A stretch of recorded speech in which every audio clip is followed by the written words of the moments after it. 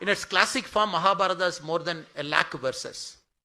But if I take only the Jaya part of Mahabharata, which is about 8,800 verses, what many people mistakenly call Mahabharata, the battlefield where Sanjaya was trying to describe to King Dhritarashtra what is happening.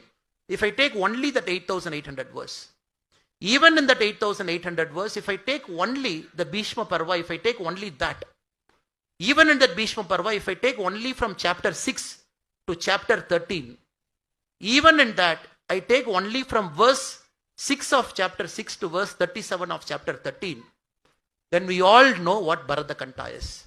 I'm talking of an epic written 5,500 years back in its classic beauty, which describes Bharata Kanta, where Sanjaya keeps describing, because he had this divine vision that was gifted to him. He says this is a land.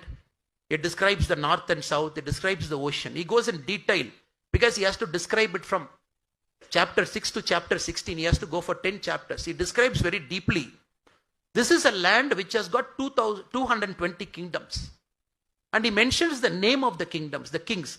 The Swamiji was mentioning, Sannidhanam Swamiji was mentioning about Kalinga. He mentions everything. Not only that, he goes one step further. He also mentions 80 mountain ranges, which is present across Bharat. Sanjaya goes again very deep into it. He mentions the 30 big lakes. He mentions the 30 big forests. He doesn't stop there. He goes still further. He mentions all the 300 pilgrim sites that we have. We are talking of an epic which is 5,500 years back in absolute pristine detail, from a lake to a mountain to a pilgrim center to the border. It fixes everything. Sanjaya in his divine version keeps talking.